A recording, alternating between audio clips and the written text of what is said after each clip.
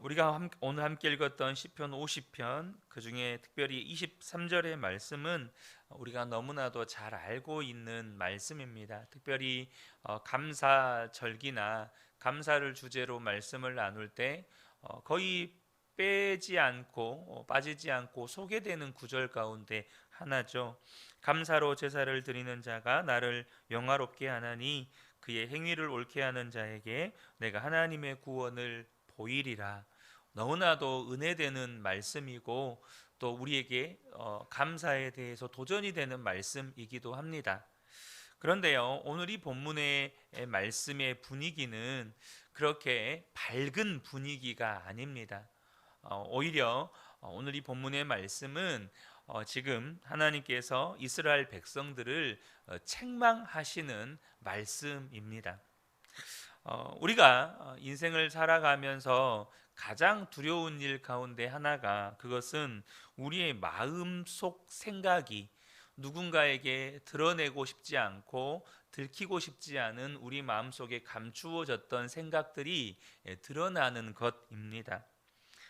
그래서 하나님이 우리를 심판하실 때 우리에게 가장 두려운 것은 그때 정말로 내 속에 있는 마음이 하나도 감춤이 없이 하나님께 드러나게 되기 때문입니다.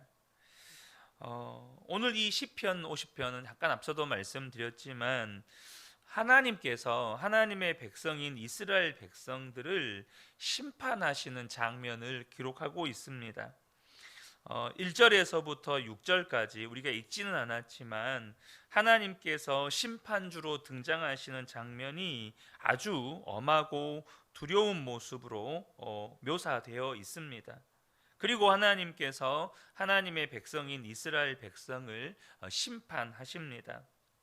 하나님은 한 가지를 이스라엘 백성들에게 물으시겠다고 하시는데요. 그것은 희생 제사에 관한 것입니다. 5절을 보면 나를 믿는 성도들을 나에게 불러 모아라. 희생 제물로 나와 언약을 세운 사람들을 나에게로 불러 모아라. 하나님께서 이스라엘 백성들과 언약을 맺으셨는데 그것은 희생 제사를 드리는 언약이었습니다. 하나님께서 이스라엘 백성들을 자기 백성으로 삼으시고 그들에게 희생 제사를 드리게 하셨습니다. 모든 사람들은 다 죄인이고 이스라엘 백성들도 죄인이지만 하나님께서 이스라엘 백성이 하나님 앞에서 그 죄의 문제를 해결받을 수 있는 방법을 가르쳐 주셨는데요. 그것이 바로 짐승의 피의 제사, 곧 희생 제사입니다. 그래서 이스라엘 백성들이 이 희생 제사를 신실하게 하나님 앞에 지켜 드릴 때 하나님은 이스라엘 백성들의 죄를 사하시고 하나님과 이스라엘 백성들 사이에서는 바른 관계가 회복되고 맺어지는 것입니다. 그런데 하나님께서 바로 이 희생 제사를 바로 드렸는지를 물으시겠다는 것입니다. 그러면서 하나님께서 말씀하시기를 이스라엘 백성들이 하나님께 얼마나 많은 제물을 바쳤는지 또 얼마나 좋은 제물을 바쳤는지 여기에 대해서는 따지지 않으시겠다고 하십니다. 8절을 보면 나는 너희가 바친 제물을 두고 너희를 탓하지는 않는다. 너희는 한 번도 거르지 않고 나에게 늘 번제를 바쳤다. 그러니까 하나님이 제물을 너무 적게 바쳤다, 좋은 것으로 안 바쳤다, 이런 것은 안 따지시겠다는 것입니다. 또 한 번도 거르지 않고 하나님께 제사를 드렸다는 것 또한 하나님은 인정하신다고 이 8절에서 말씀을 하십니다. 그러니까 하나님이 이 희생 제사에 대해서 이스라엘 백성들에게 심판하실 때 하나님의 관심은 재물이 아니라는 겁니다. 얼마나 좋은 것을, 얼마나 많은 것을 바쳤느냐, 한 번도 빠지지 않고 바쳤느냐, 중간에 빼먹고 바쳤느냐, 이것을 따지지 않으시겠다는 거예요. 오늘날 식으로 이야기하면 11조를 정확한 액수를 드렸느냐, 감사 헌금을 10만 원 했느냐, 30만 원 했냐, 50만 원 했냐, 아니면 추수감사 줄 땐 했는데 맥주감사 줄 땐 왜 안 하냐, 이런 거 절대 안 따지신다는 겁니다. 하나님의 관심은 재물이 아니라는 거예요. 9절에서 13절을 보면 하나님은 모든 짐승을 다 소유하신 하나님이시다라는 거예요. 그런데 무슨 재물이 필요하고 탐이 나서 이스라엘 백성들에게 재물을 바치라고 하겠느냐는 겁니다. 그러면 하나님이 정말 원하시는 것은 뭘까요? 하나님이 원하시는 것이 도대체 무엇이기에 이스라엘 백성들을 이 희생 제사를 가지고 심판하시겠다라고 하시느냐는 겁니다. 하나님이 정말 원하시는 것은 이스라엘 백성들이 희생 제사를 드릴 때 정말로 감사해서 희생 제사를 드리는가 하느냐 하는 것입니다. 너희들은 정말로 감사하냐? 정말로 감사해서 나에게 희생 제사를 드리는 것이냐? 이것을 물으시는 것이에요. 우리가 오늘 읽었던 이 14절 보면 감사 제사를 하나님께 드리며 너희의 서원한 것을 가장 높으신 분에게 갚아라. 정말로 감사함으로 희생 제사를 드리는 것이 맞다면 하나님의 심판의 자리에서 너희는 반드시 구원을 받을 것이다 라고 말씀을 하시는 것입니다. 그래서 15절에 그리고 재난의 날에 나를 불러라. 내가 너를 구하여 줄 것이요 너는 나에게 영광을 돌리게 될 것이다. 우리가 정말로 감사함으로 주님 앞에 이렇게 희생 제사를 드리며 나아갈 때, 우리가 환난을 만났을 때 주님을 부르면 하나님은 반드시 우리를 구원하신다는 거예요. 이스라엘 백성들에게 환난이나 재난은 무엇을 의미하는 겁니까? 하나님의 심판을 의미하는 거예요. 그런데 우리가 마음으로 하나님께 희생 제사를 드리고 마음으로 하나님께 예배를 드릴 때 하나님께서 그 이스라엘 백성들을 반드시 구원하신다는 것입니다. 지금 하나님이 말씀하시는 것은 너희들의 마음에 진짜 감사가 있다면 너희들은 반드시 약속대로 구원을 받을 것이다. 심판에서 건짐을 받을 것이다 라고 말씀하시는 것입니다. 우리도 하나님께 늘 예배하죠. 특별히 돌아오는 주일은 맥주 감사 주일입니다. 여러분, 하나님도 우리에게 똑같은 것을 원하시지 않을까요? 정말로 우리가 하나님께 예배 드릴 때 감사함으로 예배 드리느냐 하는 것입니다. 여러분, 예배를 드린다는 것이 무엇입니까? 예배 시간에 그 자리를 지키고 앉아 있는 것입니까? 하나님이 정말로 우리에게 원하시는 것은 너는 마음으로 감사하냐라는 것입니다. 하나님이 정말 싫어하는 것, 그것은 뭘까요? 마음은 아닌데 겉으로만 잘하는 것, 겉으로만 그런 척 하는 것입니다. 그것을 우리는 위선이라고 말하고 하나님은 그런 것을 가증하다라고 말하는 것입니다. 16절에서는 그런 사람들을 악인이라고 하나님은 부르고 계십니다. 속마음은 아닌데 겉으로만 잘하는 거예요. 예배를 드릴 때도 마음은 예배가 아닌데 몸만 예배의 자리에 나와 앉아 있는 경우를 하나님은 악하다고 말씀하시는 것입니다. 16절에 하나님께서 악인들에게 말씀하신다. 너희는 어찌하여 감히 내 법도를 전파하며 내 언약의 말을 감히 너희 입에서 읊조리느냐.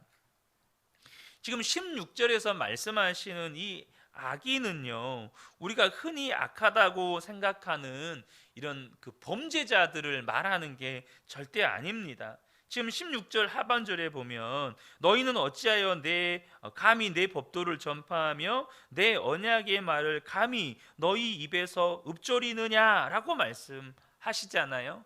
그러니까 지금 하나님이 악인이라고 말씀하시는 이들은 하나님의 법도와 언약의 말씀을 가르치고 인용하고 또 설교하는 그런 제사장들과 서기관들을 직접적으로 말씀하시는 것입니다. 그런데 하나님께서 그러니까 그들은 당시에 하나님을 가장 잘 믿고 하나님의 말씀을 가장 잘 알고 가르치는 사람들이었다는 거예요. 그런데 하나님께서 그들을 악인이라고 말씀하시는 겁니다. 뭐 때문일까요? 도대체 이유가 뭘까요? 이유는 마음은 아니기 때문입니다. 마음은 그렇지 않기 때문이에요. 겉으로는 제사장이고 서기관이죠. 겉으로는 너무나도 거룩해 보여요. 정말 평생에 죄 한 번 안 지을 것 같은 사람들이에요. 그런데 그들은 말로 하나님의 말씀을 가르칩니다. 말로는 하나님을 사랑한다고 말합니다. 말로는 하나님의 말씀에 순종한다고 말하고 또 백성들에게 하나님의 말씀에 순종해야 한다고 가르칩니다. 그런데 마음은 아닌 거예요. 17절에 너희는 내 교훈을 역겨워하고 나의 말을 귓전으로 흘리고 말았다. 본인들의 입으로는 가르쳐요. 본인들이 입으로 하나님의 말씀에 순종해야 된다고, 말씀에 순종해야 복을 받는다고, 말씀에 순종하면서 세상에서 거룩하고 의롭고 순결하게 살아야 한다고, 우리는 세상 사람들과 구분되어 살아야 한다고 그렇게 가르치면서 속으로는 말씀을 역겨워한다는 거예요. 속으로는 그 말씀은 사람이 어떻게 이렇게 사냐, 사람이 이렇게 살 수는 있냐, 이런 생각을 하고 있다는 겁니다. 그러니까 겉으로는 말씀을 가르치면서 속으로는 말씀을 경멸하니까 그들의 삶에 나타나는 열매가 18절부터 20절까지 기록이 되어 있는데요. 도둑을 만나면 곧 그와 친구가 되고 간음하는 자를 만나면 곧 그와 한패거리가 되었다. 입으로 악을 꾸며대고 혀로는 거짓을 지어내었다. 동기간에 허물을 들추어내어 말하고 한 어머니에게서 태어난 동기를 비방하였다. 여러분, 이런 사람들을 우리가 뭐라고 부릅니까? 바로 종교인이라고 부르는 겁니다. 교회는 나와요. 주일에 예배는 드립니다. 그리고 또 삶의 현장으로 돌아가면 주일에 예배 드렸던 모습은 언제 그랬냐는 듯이 세상 사람들과 똑같은 모습으로 삽니다. 돈 좋아하고 권력 좋아하고 권력자에게 아부하고 어떻게든 돈 한 푼이라도 더 벌어서 모으려고 아둥바둥 거리고, 하나님을 믿는다고 하면서도 실제로 사는 것을 보면 전혀 하나님의 말씀과 상관없이 사는 사람들, 이런 사람들을 종교인이라고 하는 것입니다. 종교인의 특징은요, 마음이 강팍하여 완전히 굳어져 있다는 것입니다. 여러분, 조폭이나 이런 범죄자 같은 사람들을 보면 그 사람들도 마음이 강팍하고 굳어 있는 사람들입니다. 하지만 그 사람들은요, 일관성이라도 있습니다. 그러니까 그 사람들은 입으로도 아예 하나님 부정하고 삶으로도 하나님을 부정해요. 근데 종교인들은요, 입으로는 하나님을 인정합니다. 하나님 살아계신다고, 하나님 나와 함께 하신다고, 하나님이 우리의 삶에 하나님께서 인도하고 계시고 복 주시고 계신다고 입으로는 인정합니다. 그러나 막상 삶의 현장으로 돌아가면 하나님이 함께 하신다고, 하나님께서 나를 구원하셨다고, 하나님께서 나의 모든 죄를 대속하셨다고 말하면서도 그냥 소리 지르면서 싸우고, 그냥 법 어기는 거 아무렇지 않게 여기고, 거짓말하고 악한 일을 꾸며대고 같은 형제들끼리 싸우고 음란한 자들과 한패가 되고 같이 막 도둑질하고, 어떻게 그렇게 할 수 있느냐 하는 겁니다. 마음이 완전히 강팍해져 있는 거예요. 하나님을 믿는다고 하면서 실제로 하나님의 말씀대로 살지 않는 사람이 하나님은 가장 큰 범죄자라고 말씀하시는 겁니다. 사랑하는 성도 여러분, 하나님은 우리를 다 보고 계십니다. 제가 이렇게 말씀을 준비하고 나눌 때마다 섬뜩섬뜩하는, 이게 섬뜩섬뜩하다는 표현이 제가 막 두렵다라는 표현은 아니고요. 그런 느낌을 받습니다. 아, 하나님 다 알고 계시는구나. 하나님 우리 교회의 형편을 다 알고 계시고 다 보고 계시는구나. 저는 그것을 느낄 때가 정말 많습니다. 정말 하나님께서 모든 것을 다 알고 계시고 모든 것을 보고 계시는구나. 21절에 이 모든 일을 너희가 저질렀어도 내가 잠잠했더니 너희는 틀림없이 내가 너희와 같은 줄로 잘못 생각하는구나. 이제 나는 너희를 호되게 꾸짖고 너희 눈앞에 너희의 죄상을 낱낱이 밝혀 보이겠다. 하나님께서 그렇게 살아가는 종교인들을 보면서 가만히 계시고 오래 참고 기다려 주시니까 그들 스스로 착각하는 겁니다. 하나님도 동의하시는구나. 하나님도 뭐 이런 것은 별로 죄라고 안 여기시는구나. 그렇게 생각한다는 거예요. 그러면서 이제는 어떠한 경계선, 이 브레이크, 바리케이트도 없는 거예요. 그래서 더 악하게 나가는 겁니다. 그래서 하나님께서 하시는 말씀이 이제는 내가 가만히 있지 않겠다라고 말씀하시는 겁니다. 그래서 시편 기자가 탄식하는 거예요. 22절에 하나님을 잊은 자들아 이 모든 것을 깨달으라. 그렇지 않으면 내가 너희를 찢을 때에 구하여 줄 자가 없을까 두렵구나. 시편 기자는요, 여기서 중요한 호칭을 합니다. 뭐냐면 하나님을 믿지 않는 자들아 라고 호칭을 하지 않아요. 시편 기자가 지금 무엇이라고 호칭을 하냐면 하나님을 잊은 자들아 라고 호칭을 합니다. 그러니까 이들이요, 그렇게 말씀을 가르치고 말씀을 읊조리고 또 하나님 살아 계신다, 하나님 나와 함께 계신다, 하나님 나를 인도하신다, 이렇게 입술로 말하면서도 삶이 전혀 그렇지 않은 이유는 하나님을 잊어버렸기 때문이라는 것입니다.